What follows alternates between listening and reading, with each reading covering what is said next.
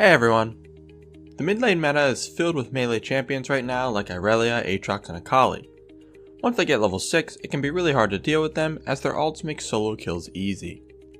So in this video, we're going to be showing you the best strategy early on to get an early lead versus them. To do this, we're going to be analyzing gameplay from Gen G Fly and Korean Challenger.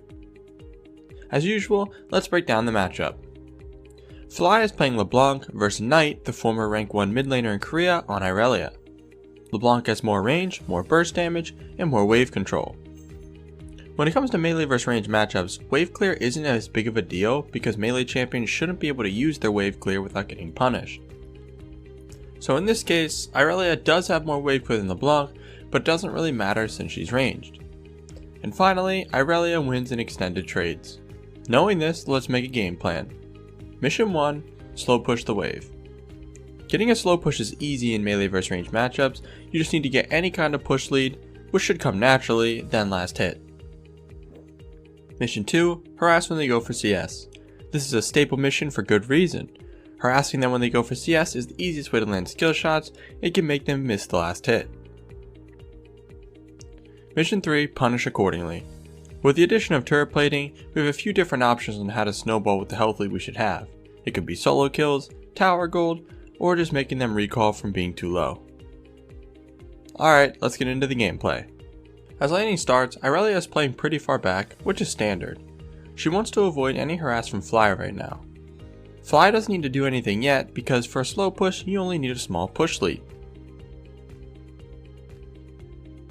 If we look at the minions, 2 red ones are low and 1 blue one is low. Fly knows Irelia is going to go for this, so instead of autoing these 2 minions, he uses his W to get them and harass at the same time for missions 1 and 2. And after that, looking at the minions again, you should be able to tell that a slow push will start soon because Fly has 1 more minion than Irelia, and one of the red minions is really low.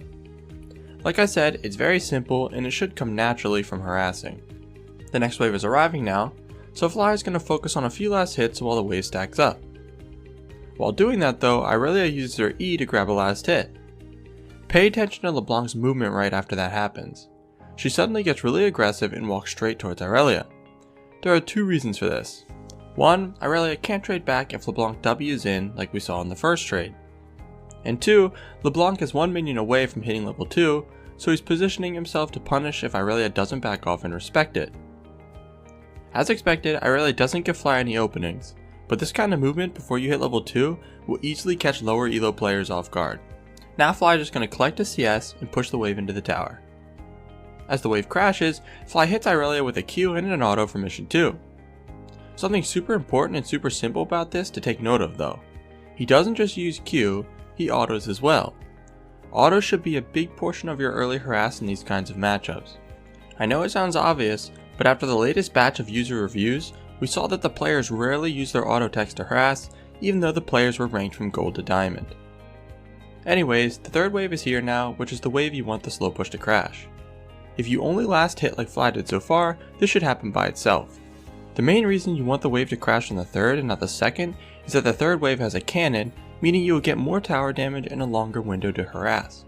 Fly sees a blue minion getting low, so he moves up ready to punish. Irelia uses Q to the minion, so Fly uses an auto, then Q and W to proc electrocute, then another auto for 50% of Irelia's health. Irelia tried to use her Q to dodge the LeBlanc W since she knew it was coming, but didn't do it in time. After that, Fly collects the CS while waiting for his cooldowns. Shaco tries to gank, but he only has red buffs, so this would never work, unless Fly was really low. But he finishes grabbing all the CS and the wave starts to crash on the tower. A few of the blue minions are already low, so Fly positions himself yet again to harass as soon as Irelia uses Q to get it.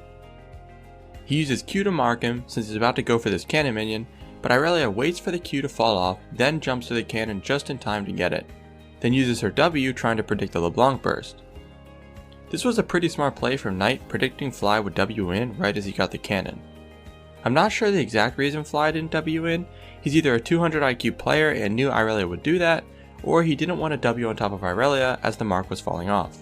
Irelia gets really greedy here though and goes for all the minions even though her W is down and she's around 60% health. Fly keeps going and follows up with a QW, then when Knight dashes in, Fly lands his chain, follows up with Ignite, and gets first blood. That seemed pretty easy, but 99% of players wouldn't have got this kill, and here's why. If we rewind and slow it down when he uses W, look at the angle he uses it. He W's so the edge hits Irelia still, but away from the minions, so when Irelia dashes in, there are no minions to block the chain from landing. Pretty clean play right there. Alright, after he gets the kill, he crashes the wave on the tower and recalls.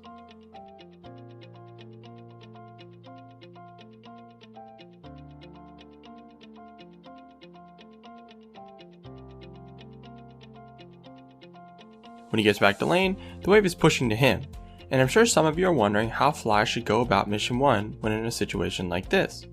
The most important thing to understand is that you just can't go in and use abilities to get your wave pushing, then start the slow push again, because this situation is one of the best times for the enemy mid to look for an all-in or extended trade, since they have so many minions behind them. If you go in, you risk dying and losing a huge wave pushing to you to the tower. You want to let the wave push, bounce it off the tower, then start the slow push again. We can see a perfect example of what I was talking about in a few seconds here. Knight uses Q on a minion and lands a stun on Fly, then goes in. Fly uses W to get back to his tower, but gets chunked pretty hard. So Fly almost died even though he uses his W defensively, so imagine if he used it offensively or on the wave like I was talking about. Fly sits back waiting for his potions to kick in, and Shaco shows up to gank. Shaco only uses his E, which slows Fly, and then Knight flashes in using Q and Ignite to try and catch Fly off guard. Luckily, Lee shows up and uses his W to save him. Honestly, this was an amazing damage calculation from Knight. 99% of players would die to that, including me. Fly got really lucky here, because if he died, he would have lost this huge wave to the tower and his lane would have been completely thrown. Even though they would both be 1-1, Fly would be way behind because Irelia made it back to lane to catch the wave after she died.